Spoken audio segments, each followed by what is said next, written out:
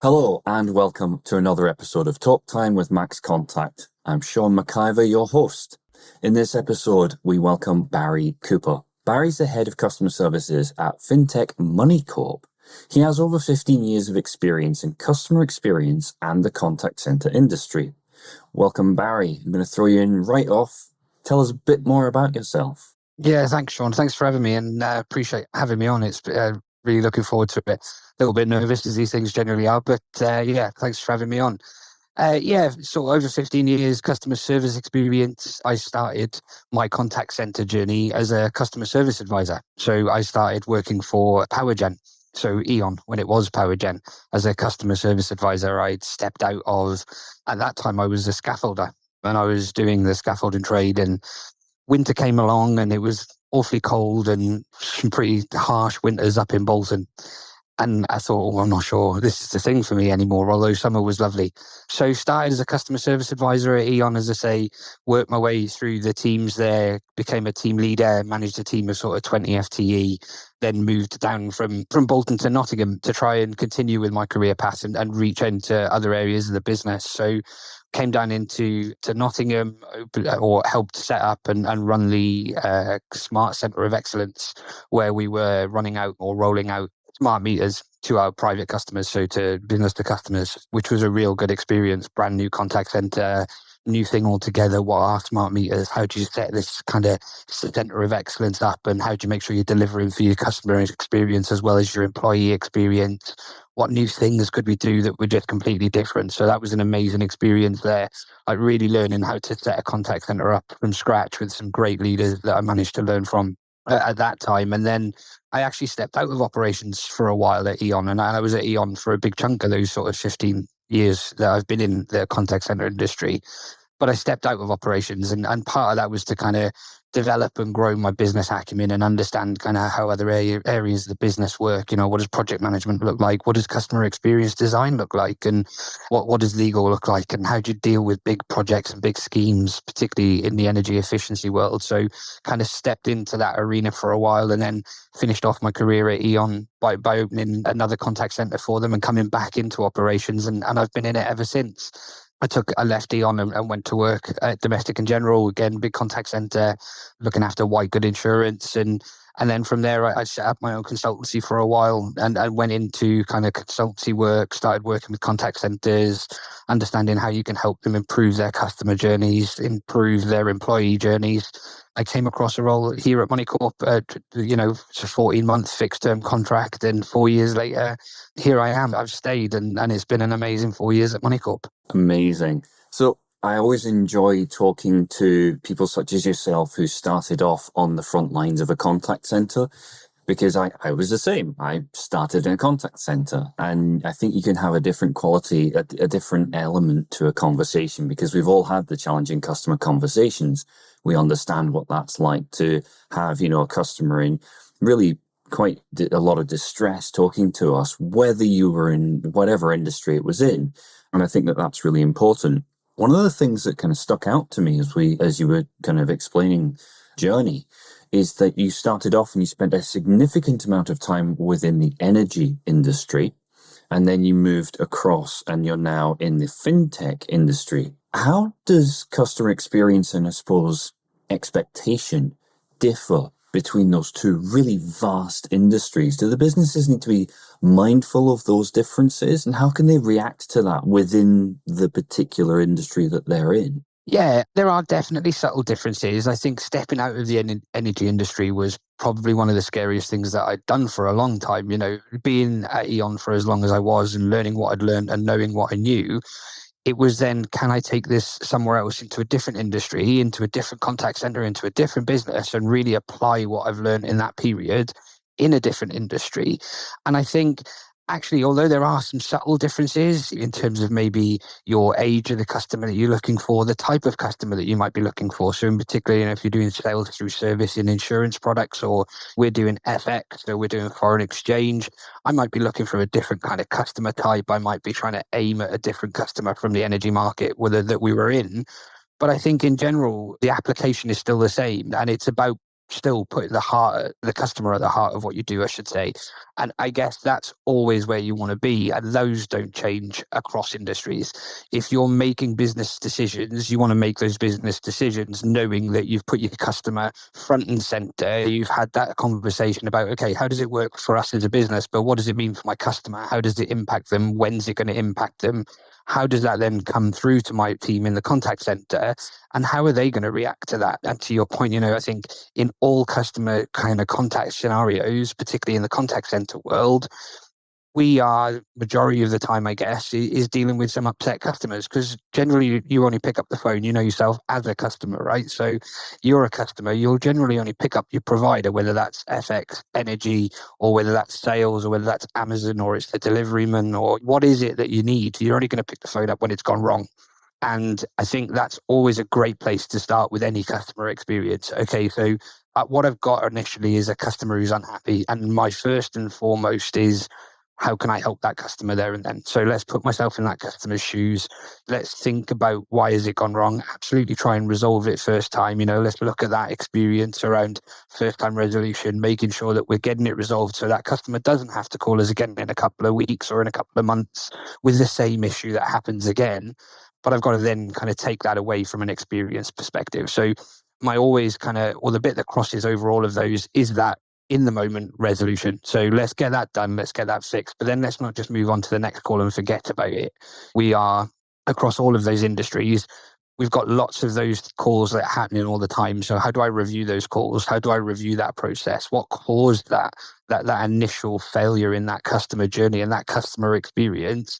And how can I not only change it in the moment, which is great because empathy, listening skills, all those things that you need to be a great customer service advisor, I then need to take that away, or my team leaders and my team, I want them all involved in going, but this is the fifth one I've had this week, Barry, and this process is clearly broken. Could we try this? Could we try that? And then I think that comes back down to definitely the differences in your customer types, and like I say, why are they phoning, and what do they need your service for? But those things internally should be the same. My team should be driving the business for that change. They should want to make the business change for its customers as much as we want to make those changes ourselves. And I think those are the things, those are the similarities that I was able to take from learning at E.ON and apply them to the other roles that I've had, and apply them every day in terms of, okay, what would I have done in the energy market that I might do in the FX market? How can I leverage what I know from there to here? And majority of the time, it's quite a simple answer, and it's normally, if I'm the customer, what does that mean for me? If it was my mum calling, what would I want my mum to experience? If it was my nan calling, or if I'm calling, what does that look like? And you can apply that kind of logic to most industries, really. And then it's just about listening. It is then taking those skills that you've learned, or I've learned, I should say, and you've learned, Sean, but like the skills I learned as a customer service advisor, I still use them every day. I just talked about empathy. I just talked about listening skills.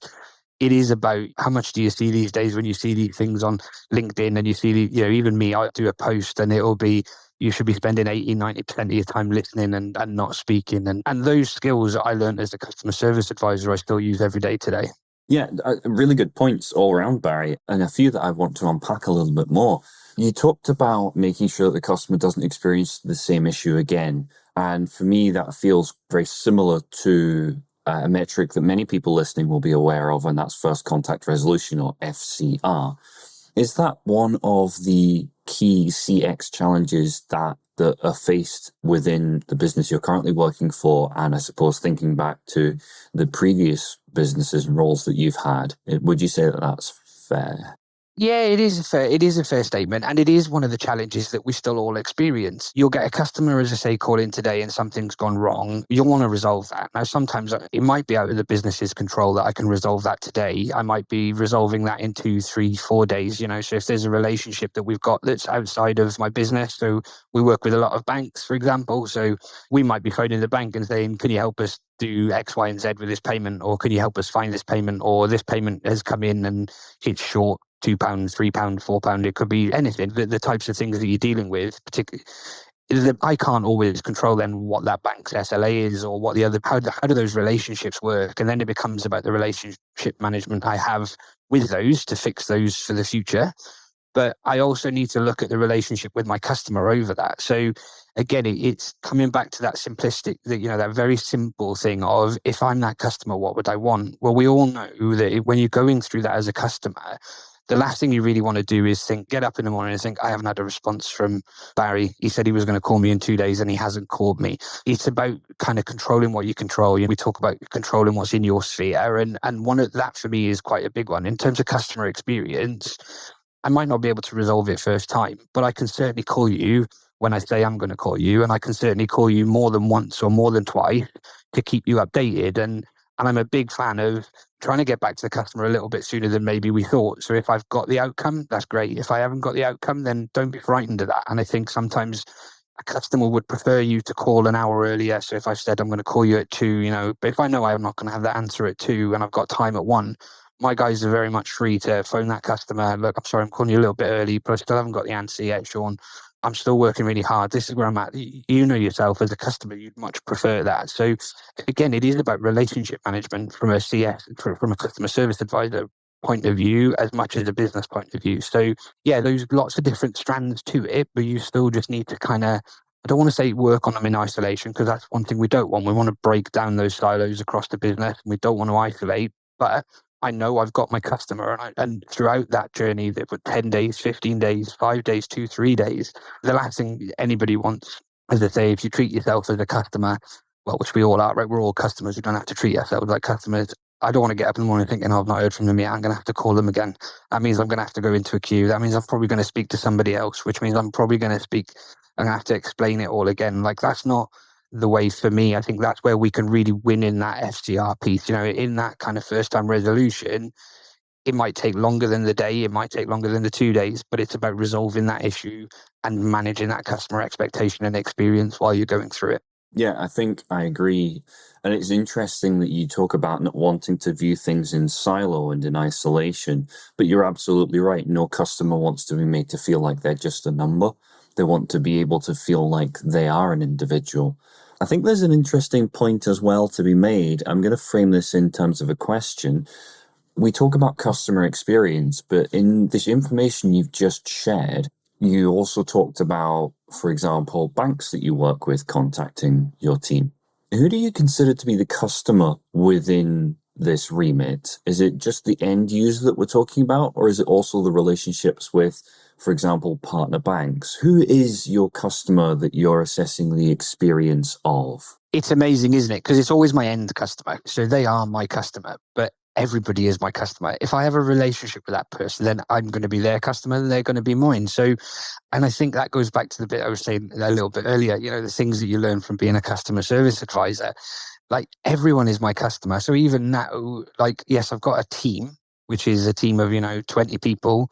I've got a couple of team leaders, but I treat them like they're my customers to some extent. They expect me to deliver something for them every day. My business is my customer because, Moneycorp are expecting something for me to deliver. And if I can put that customer kind of scenario or thought process into it, then everyone's my customer. I've still got to get it resolved for my customer up front. And like I say, they're front and center, the heart of everything that we do and everything that you want to do. But yeah, anywhere there's a relationship where there is a movement of information or a touch point within that journey, they're going to be my customer. My anti-money laundering team, my payments team here at Moneycorp, they don't report into me, but they're a customer of mine and I'm a customer of theirs because they email me saying, can you phone this client or this customer and get X, Y, and Z for me? They need that. They need that in order to be able to help with their role. And that in turn works on the journey itself, because if that part of the team has slowed down, if there's an AML slowdown for the checks, if there's a slowdown in the payment world, then that's just going to impact my end customer anyway. So everyone is that kind of customer. It sounds a bit kind of silly sometimes when you say it that way, but I think it's true. If you could apply that to the piece of, well, actually everyone I talk to is a customer of mine, and how do I want them to engage with me? How do I want them to make them feel? And how do I want to make them kind of finish that interaction off? Where do I want that to be? I can definitely get the best out of the experience that I set up while we do it. Yeah, I think that's really interesting. And unfortunately, I don't have a real counterpoint to that because you've covered it all really, really well, which is a good problem to have. I absolutely agree.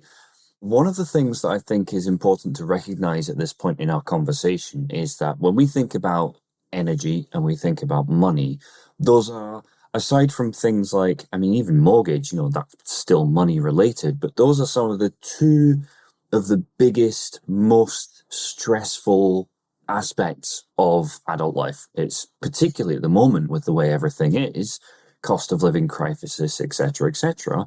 You've got finance and you've got energy. I guess how do I frame this in a question that's going to make sense?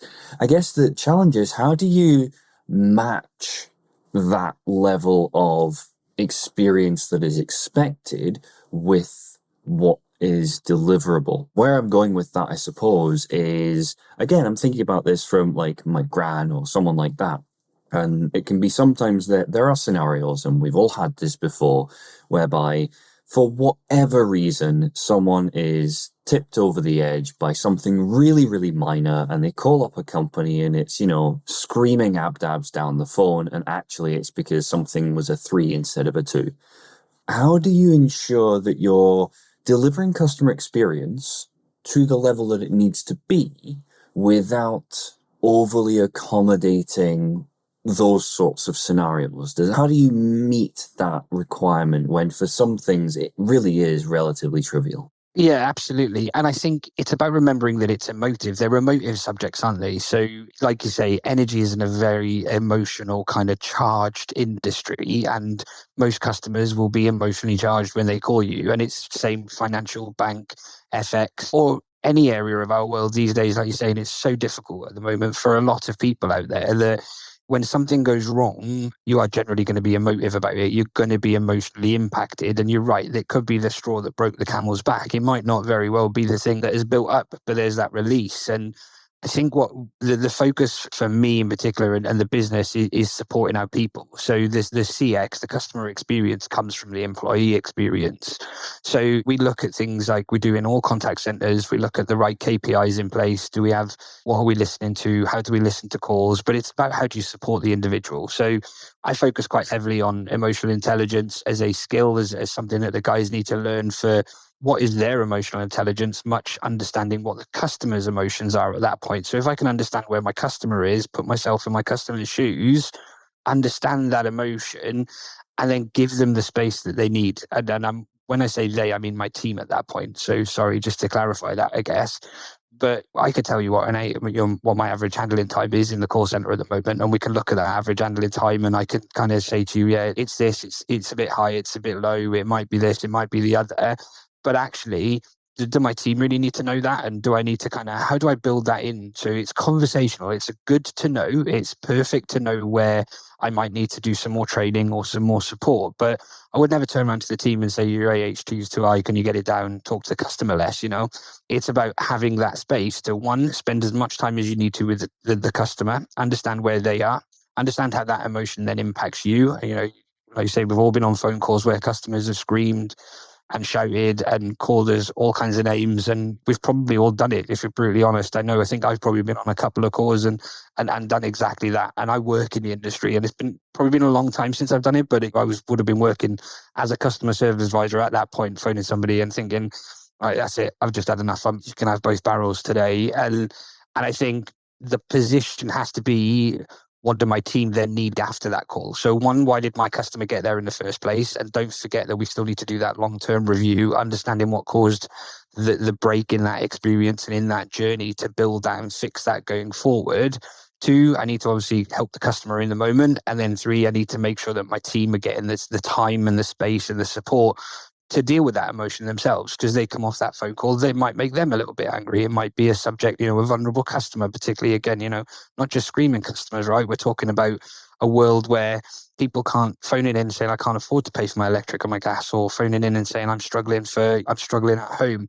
They're all very emotive subjects. We then need to make sure that we're supporting the team and training and coaching the team as well in that space, so that they know they've got the space to go, actually, I'm just going to say, Barry, I'm just going to go and take an extra 10 minutes, or Barry, have you got 5 minutes? Can we have a chat? like that call was really difficult and I'd really like to speak to you about it. So there's that to do, make sure that you're looking at those KPIs. Then there's call listening, there's call calibration sessions, there's making sure that we're constantly talking about it. It comes back to for me, the reason why. So why did you feel that way? Why did the customer feel that way? What can we do about it? Why would we make that change as a business, or why should we make that change as a business? And I'm lucky enough here that the business gives me enough freedom that we can do that. The business allows me to go, what do you need to deliver a great experience? And how are you going to make sure that you support your customers? And I think I've said more than once already on the call, but customer is front and center, but the business also needs to understand that to put your customer front and center, you've got to put your people front and center at the same time. And if you're not looking after your people and you're not giving them that time and that space to breathe after that call, or if you're not giving them the route to come and speak to you or speak to anybody about that, whether that's, a mental health first aider or a bit of space, like I say, that they can just go and have 10 minutes in between each call if they really need it, then we're probably not going to end up getting the customer experience, because that's just going to build up on our advisors. And then it's going to be a straw that breaks your customer service advisors' camel back, and they're more than likely going to have a bad call at some point because they're going to spill that emotion back over. So there's a couple of different things to it, but I think, emotional intelligence is great. Keep talking to your teams about it, understand how you feel, understand why you're feeling that way, and kind of understand that we are going to make mistakes. We're all human, and I think it's about how we act in that. Well, once we've made that mistake, and we're open, we're honest, we drive to say sorry when we need to, and then we're there to support the customer and give our people the space they need. Yeah, I think it goes back to what you were saying previously around people pick up the phone when something goes wrong. And the human impact of that is significant, particularly in hybrid or remote working environments, whereby you have something like a very agitated customer who's on the phone to you, and you've then got to ensure that you are professional as the person receiving that call, but that you're also able to deliver as best as you can within your ability on the expectation of customer experience, customer excellence. So I guess you've talked quite a lot around supporting staff, and as staff ramp up in their knowledge and ability and they learn those emotional resilience skills, that's fantastic. And you create this pool of users, these pool of agents who are very, very skilled at what they do, which is fantastic. How do you handle that in terms of the industry that we're in now, whereby there's a high attrition rate? Again, I'm quoting from high level figures, but you've got challenges in recruitment, high attrition rate. And so there's, for many customers, this kind of in the door, out the door, revolving door of users and agents. If I'm a brand new contact center with a focus on customer experience, and I'm in that scenario, what are some of the things that I can do to help build that resilience and that emotional intelligence early with people who may not have been exposed to that before? I think it's a great question. It's a great point. And I think you're right. The industry is, we still talk about high attrition rates. We still talk about it being a stopgap. But, people I don't think are still seeing the contact center as a career path. And I think we definitely need to change that kind of view of it. And I know there's a lot of people in my network, in your network, that are doing lots of work like you guys to change that opinion of the contact center. I think we've still got a long way to go and a lot of work to do on that. And I think we have to be the change. So for me, it starts right at training. So it starts as part of your onboarding. So, you get somebody come into your contact center and you're going to start teaching them, these are my systems, these are my processes, these are my customers, these are the things I'm expected to see in quality. This is what I expect. I'm going to teach you empathy. I'm going to teach you open questions. I'm going to teach you how to ask closed questions, when to use them, when not to. We need to start building that emotional intelligence training and that kind of, and this is into that training, right? We get it in real early and get the guys to understand that you're probably going to come across some upset customers and some angry customers, because that's the honesty of where we are and what we do. It's then letting them know and letting them see that it's okay to turn around and say, I'm not happy after that call. That customer upset me and I'm upset. And you go, that's okay. I don't mind. I'm here for that. or we're here for that as a business. And then you need to kind of then continue that into their career path. What does it look like? How do you retain somebody in the business? So as a contact center, in the role I'm currently in, you've got to think about, okay, so what does that attrition look like? Have a look at the numbers, have a look at when people are generally leaving. I think it's been a while since I've had a look, but I think one of the stats was something like 2.5, 3 years before somebody left a contact center. It's kind of that area that you're going to lose people in the contact center. And knowing that, it's about what do I do in those 2 years to help that person's career? How do I help develop them? So I would see it as instead of attrition, instead of losing that individual and they're leaving the business altogether, how can I help them into a role within the business? What are those routes? How do we set those routes up? What does that look like in terms of your career? I've got people in the team at the moment that have gone from customer services to being one of our foreign exchange dealers. I've got people that are currently sitting in the AML team that I talked about earlier, and the payments team, and that it's great. It's sad to see them go because I'd like to keep everyone forever, and I'd love everybody to stay in customer services. But the truth of the matter is, people want that career, and the contact center is a great place to start your career, and it is a career with a view of, we know we get 20, 21-year-olds, quite young people just leaving school, maybe just having a uni break, or just while they're at uni doing part-time work. You've got to start kind of helping those younger generations really understand what a contact center can give you. And that's everything from marketing to data analysis to IT to it's all there in the contact center. It will give you some great people skills. It will teach you things like emotional intelligence. It will teach questioning skills, interviewing skills, the stuff that you'll get in a contact center. We've really got to show you people what that looks like, and you've really got to support them through that and just be open about it. So the other thing is, I'm quite open in that I get days like that. So I don't always talk to customers, right? But I do get emotional. We'll be in a meeting, or we'll be talking about something in the business maybe, and maybe I don't quite agree with what one of my colleagues is kind of the process that they want to change. I don't agree with that process. I've got to then try and convince that individual either to come to my way of thinking, or I've got to come to a compromise. These are all skill sets that you can learn in the contact center, and we want to be teaching people to better influence. But I can better influence then the results of the business because I can influence my boss and I can influence my colleague who doesn't slightly agree with me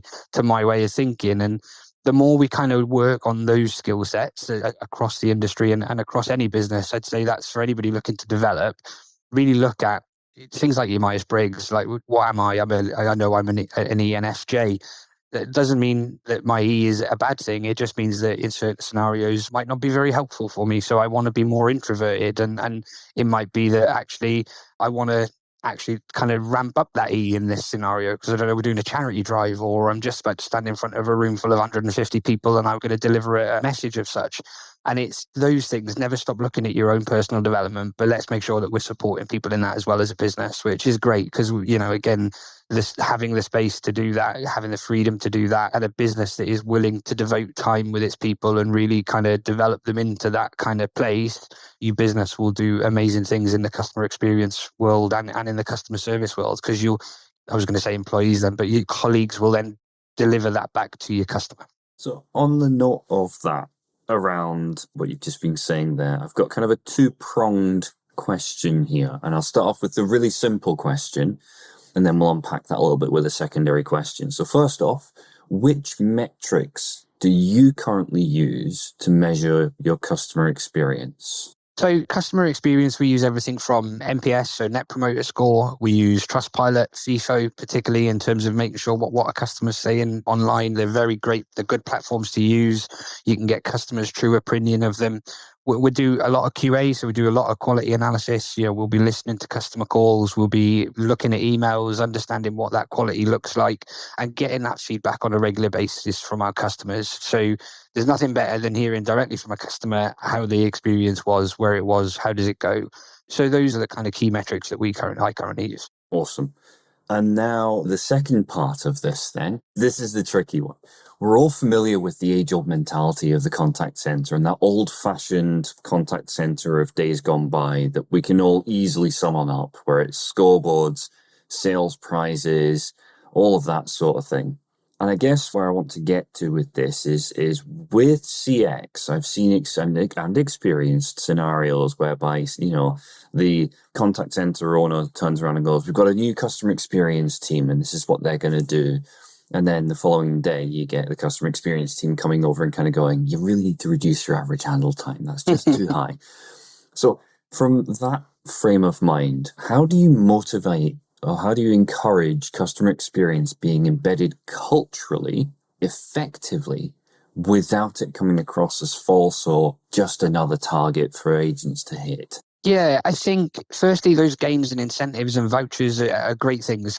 We still use them.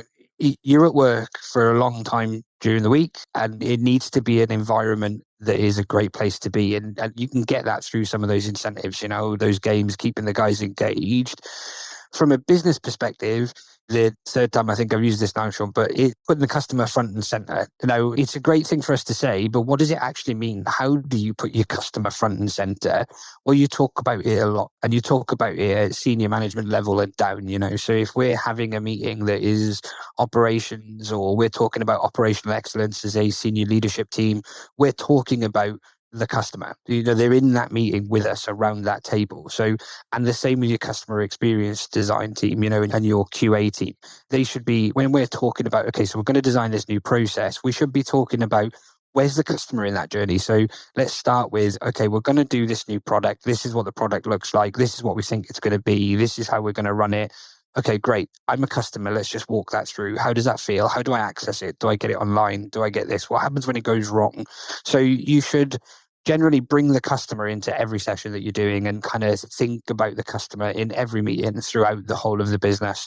Not like you say, I've got a product and I just need it to be sold, or I just need it to be done and delivered, and thanks very much. We'll see what it looks like on the end. Can you reduce your AHT? We should be talking about that real early upfront and understanding the customer as they go through that product design. So, when you design a product, who are you designing it for? Well, the customer. So let's talk about the customer. From having an operational excellence meeting and we're looking at a few of the processes maybe that have gone wrong, it's not about where did it go wrong for the business. It's about where did it go wrong for the customer and what impact did that have on the business? Because what impact did it have on the customer? What impact did it have on the business?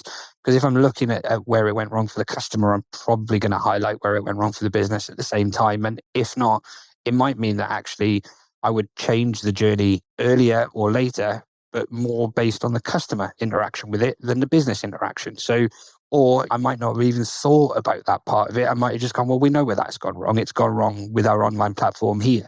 Well, in fact, if I put the customer through it, it might not have gone wrong. It might have technically gone wrong at that place. But actually, for the customer, it could have gone wrong altogether because the email we sent wasn't very clear and the wording wasn't right. And we used a lot of jargon. And rather than get the customer to go online, maybe we wanted the customer to phone us. So it's about kind of bringing that customer in there. And then it's about talking about it. It's about, like I say, regular meetings with my customer service team, my customer service managers. They know that we talk customer a lot. And so when I'm doing my QA or when I'm doing my KPIs, I'm doing my quality assurance or we're doing a monthly one-to-one with your team, it isn't just about, okay, so your AHT was this or your average handling time came down, but at the same time, your after call work went up. It's talk to me about the customers you've had this month. What were the good ones? What were the bad ones? Why were they bad? What improvements do you think that you could bring to the business based on what you know? Because they're the guys that are taking the calls. They're not that. I mentioned earlier Trustpilot, and I think we started this with around that customer experience. Where do we get that info from? Well, the customer's best, but I've also got a team full of customer service advisors that are speaking to 200, 300, 400 people a day, and those 400 people a day are customers. So if they're getting 10, 15, 20 calls and it's all about, well, this customer is not happy about this process, probably something that's worth looking at. So, and again, it's then saying to your customer service team, like, I hear that, and this is what we're going to do about it. So it's about understanding and letting them the why, right? So why are we making that change? Why do we need to make that change? Because of my customer, because of you guys, because you're going to say this. And then hopefully get them involved in that change too. So if you're going to start a project and it's a massive kind of big project process change, maybe it's not one of those where you can just say, actually, yeah, we'll just stop doing that tomorrow. It might be more of, actually, we're going to need to get a project team together. We're going to get the budget in for the IT work in the background. The person who raised that, or the team that raised that, can you get 2 or 3 of them involved right from the get-go? Not just at the UAE, not just at the testing at the back end, but how can I bring one of my guys into that room to say, right, this is what you said last month. These are the top 10 things. We're going to look at this one process, and I'd like you to be involved, and I'd like you to kind of come along for the journey. And then when you bring in those people along, employees, customers, and all of us, then we all get to the end goal, which is a great experience for our customers. I love that. And it's a theme that's come up with a few conversations I've had in the process of doing this and in talking to many businesses that I talk to just through my day to day. And it's that idea of taking people on the journey and engaging with people on the journey. The more you engage with people, then the more engaged they are in the process and the objective. I could honestly continue talking about this for much longer. Unfortunately, time has run away somewhat. No worries. So I'm afraid I'm going to have to call it there. However, Brilliant.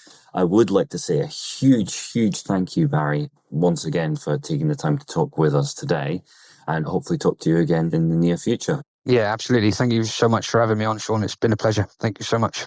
No problem. Thank you. Cheers.